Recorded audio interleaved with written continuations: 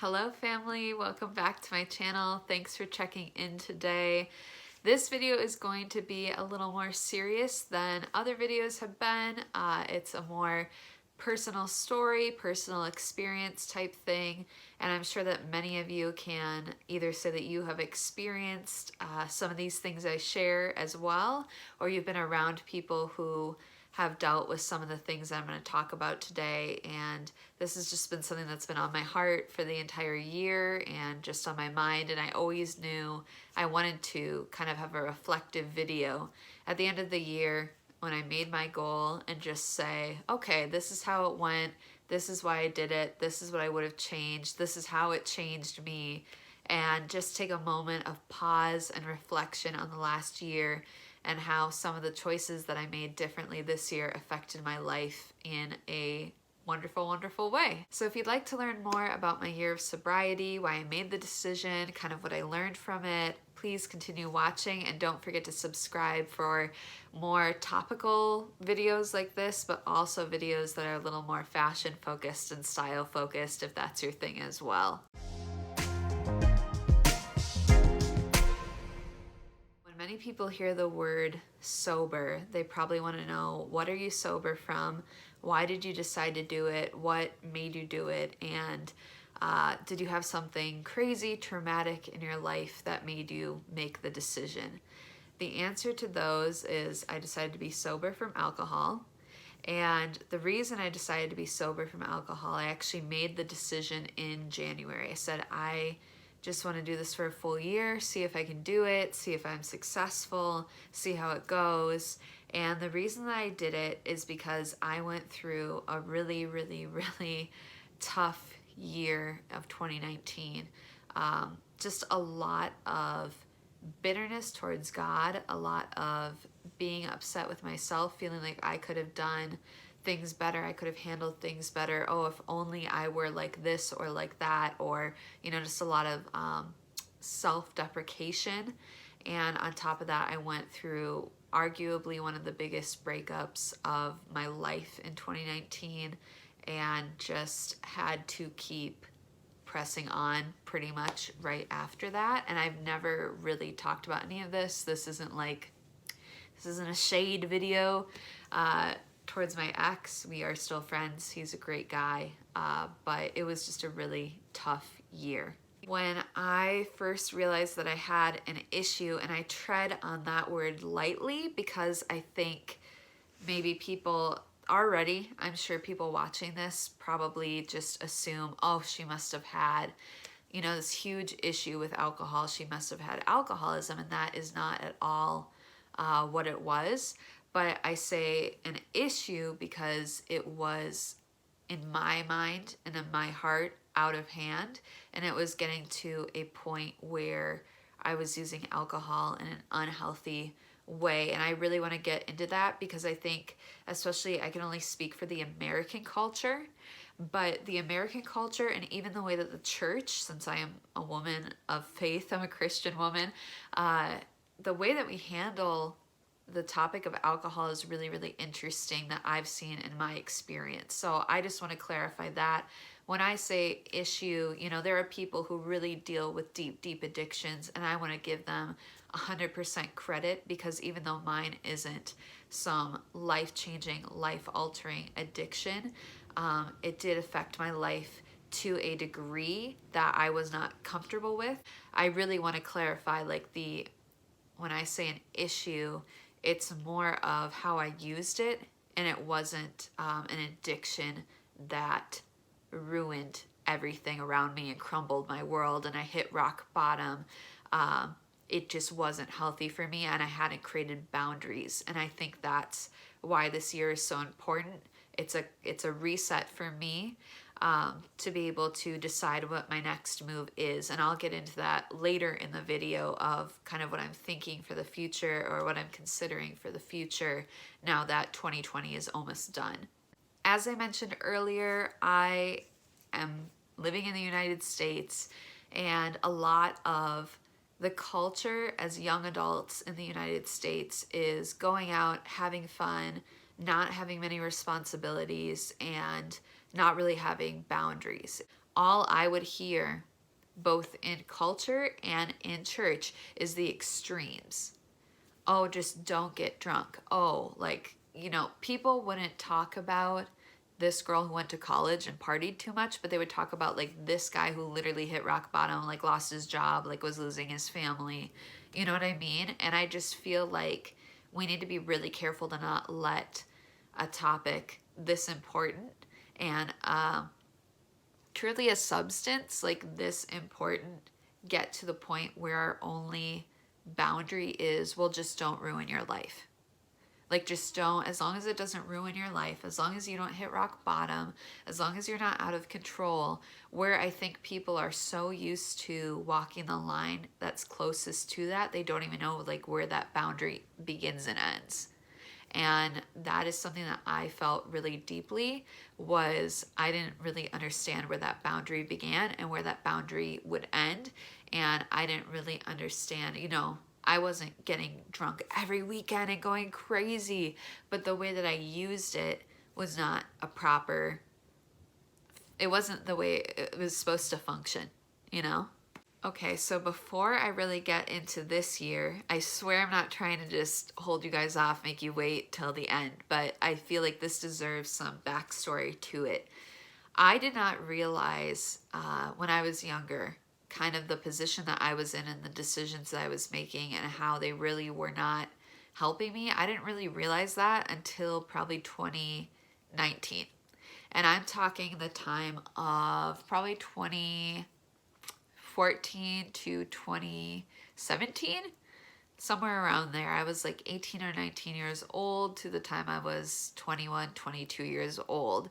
I was notoriously just serially dating. I was going from this short relationship to this short relationship, and I think I just didn't know how to process the first one, so I just didn't process it. I just found somebody else that liked me, and so I didn't have to deal with emotions of rejection, and I didn't have to deal with emotions that I hadn't navigated before. I just stuffed them down and I didn't talk about them, and I moved on because I kind of felt like, oh, why would I cry about this person? Like, that's not going to bring them back into my life. Like, why would I be sad about this? Like, that's not going to fix what I feel like I'm missing.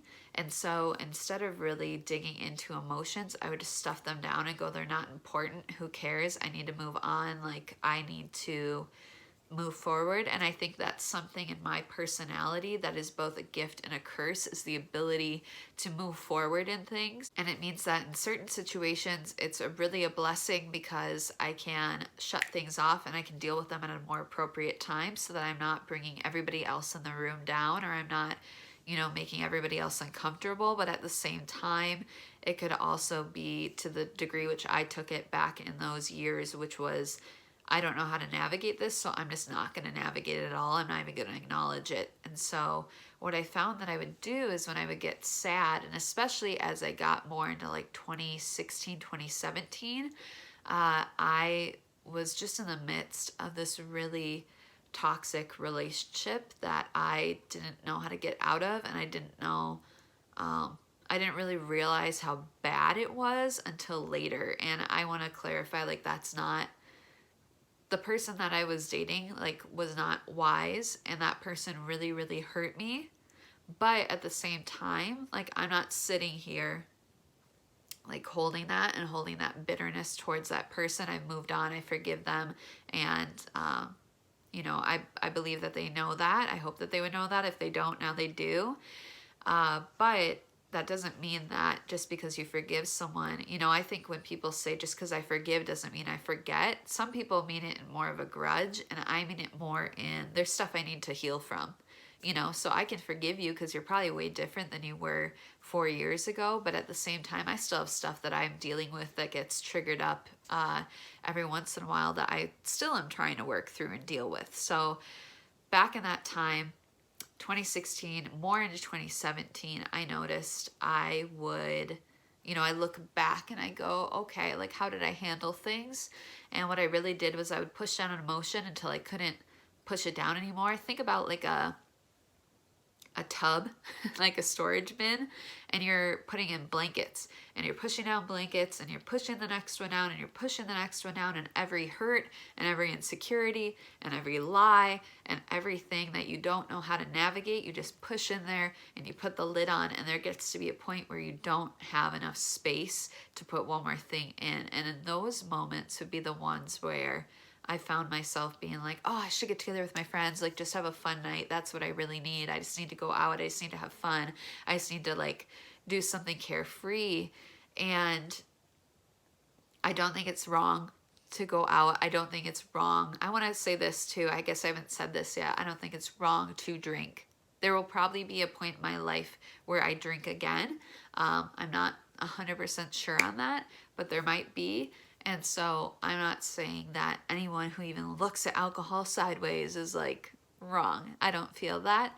But my motivation was something that I think is really important, because my motivation wasn't I want to spend time with my girls and connect with my friends and have a fun night.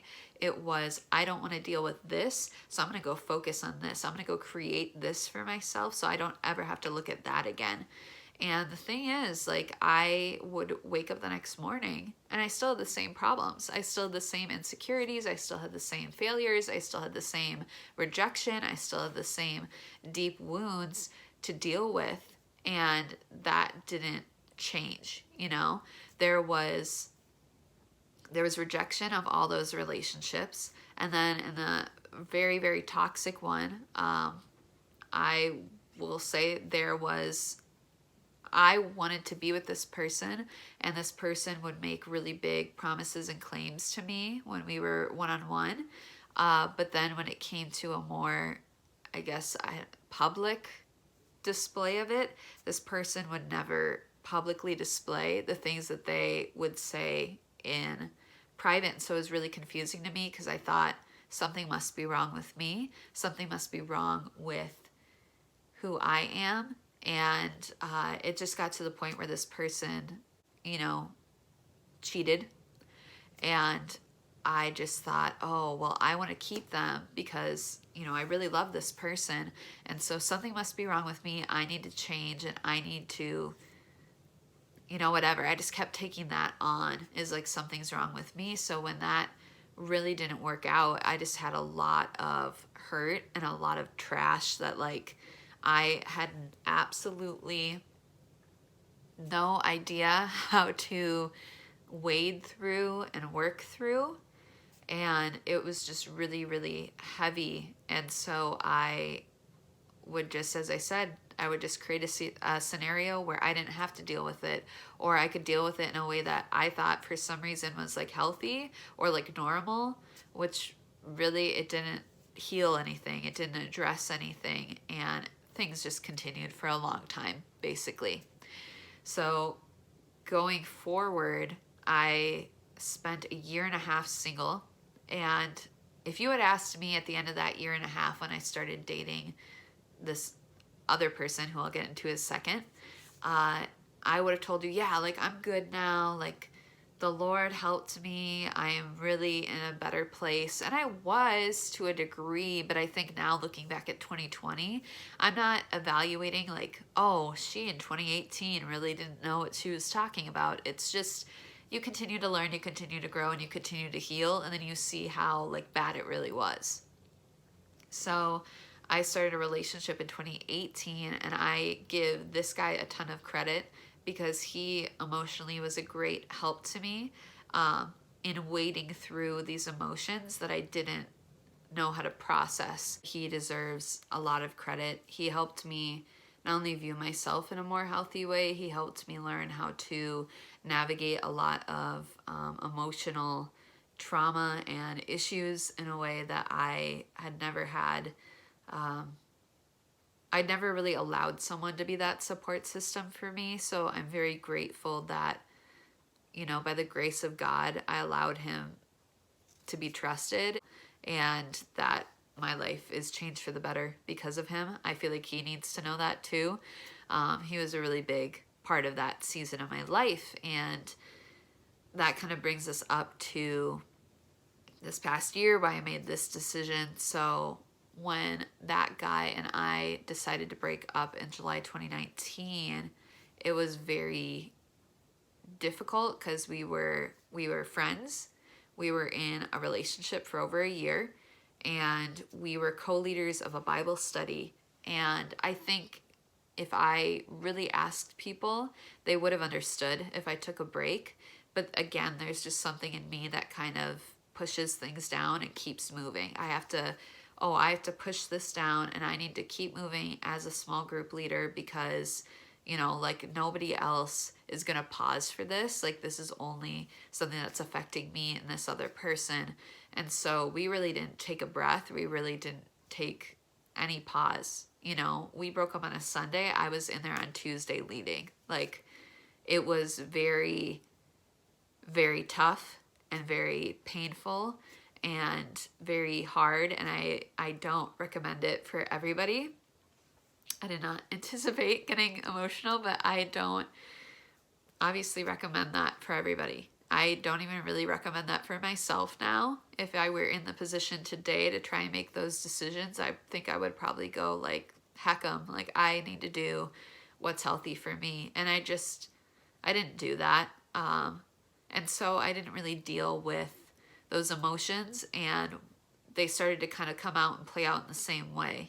I was at a girls' weekend September 2019, so this is 2 months after we broke up.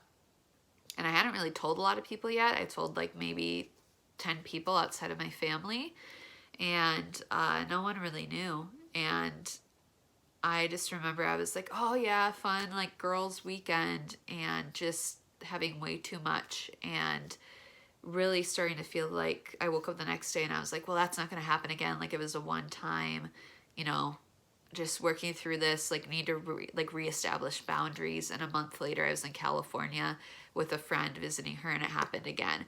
And so I just started to see, oh my gosh, this pattern is coming back in, and I haven't had to deal with this on my own, and I haven't dealt with these types of like situations on my own for almost 2 years, at that point.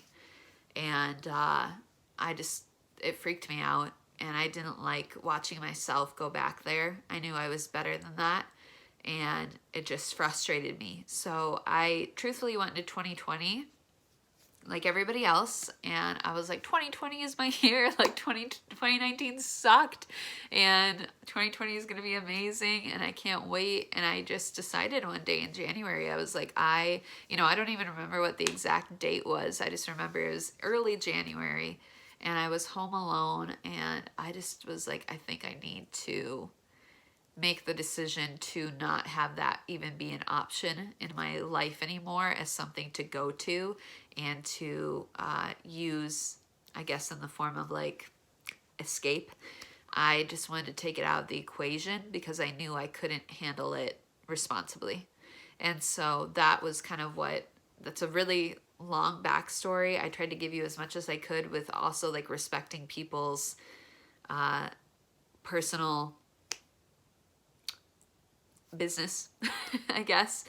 But I just found myself falling back into old patterns I wasn't proud of or happy with. And I started 2020 and just decided I can't do that anymore. One thing that has been a big blessing in this year has been my friend Maddie deciding to be sober alongside me. That, she did it for herself, but it's just been such a blessing to me. And I really, again, feel for people who have deep, deep, deep rooted addictions, who have to explain why they're not doing something, or have to ride out a situation that gives them anxiety, like by themselves, or has to, make a different decision than other people. Something I noticed is people always give the option for alcohol. I feel like alcohol is the only substance, so to say, that you have to explain why you're not doing it. And why you're not partaking in it. And I never really realized that because I was either underage, so nobody was offering, or I was of age and I was saying yes. And for the first time in my life, I was saying no. And it's very weird. I think people are really caught off guard by it. I think people don't know how to react. You know, some people are like, "Oh, are you sure? Like it's not a big deal. You know, I can whip up something for you really quickly." And I'm like, "No, I brought coconut water, I brought juice. This is me asking Bai to sponsor me because all I've been drinking this year is the Bai Malakai coconut water." And so I had to start planning ahead, and I had to bring my own coconut water, and I had to bring my own stuff where I just needed to stick to water. And I think people don't really know how to respond. I think a lot of people would be like, "Oh, sorry, I forgot." And it's like, you don't have to apologize to me. It's totally fine. Like, none of us are really thinking, you know, when I ask someone if they want something, I just want them to be comfortable in my home. And so I think that's something that I saw a lot, was people either not understanding, or they were afraid that they like offended me or made me upset, or like hurt me or something. And I was like, no, not a problem. Like I brought my own stuff. I'm good. And I guess that's what I would say. If I'm going to give advice in this at all, is have someone who's working through it with you or walking in it with you, and or someone that you can really just like go back and be accountable to, and then have a plan. You know, if you know, oh, when I spend this, you know, my family stresses me out, so when I like leave their house, I want to have whatever. I want to have somebody I can call. I want to have ice cream at home instead of something else. I want to have a TV show that I am ready to watch, whatever it may be. Like I don't recommend taking one escape away and going into another escape, but I also understand that sometimes people need to come down off of addictions. And so, you know, just plan ahead and be really mindful of what things affect you, how they affect you, and what the outcomes will be, and just be smart. Now that this year is over, a lot of people have been asking me kind of what are my next moves. Am I gonna have my first drink on January 1st? Am I gonna stay sober forever? What is the plan? And the truth is, I just don't really know. I know that it has benefited me greatly, and it has benefited my friends, and it has benefited the people that I was in leadership over in a ministry. And I don't know, I've stepped down from that ministry in September, but I don't know if in the future I'm supposed to lead a ministry of women who, you know, have dealt with addiction or something. Am I going to marry somebody who is sober living? I don't know, you know, or it might have just been I really needed to learn in this year how to handle this without having a backup, and going forward in the future, then I slowly implement it back in a healthy way, and I don't use it for an unhealthy way, and I stay accountable to people. I don't really know what it looks like. I wish I had a good like wrap up to this video, but I don't know how it's going to go. I don't know what it's going to look like, but I'm excited and I'm happy and I'm healthy, and I hope that sharing this story encourages you and it helps you if you're going through something similar. I hope that you can relate to it and grow from it and heal from some of the things that you also have been through. And I've just been praying over this video. I was very nervous to post it and talk about this, and not so much about like being vulnerable, but just how people would take it and what people how people would be impacted by it. So I do hope that this video is a blessing. I hope that the year that I just went through wasn't for nothing. I know it's not for nothing.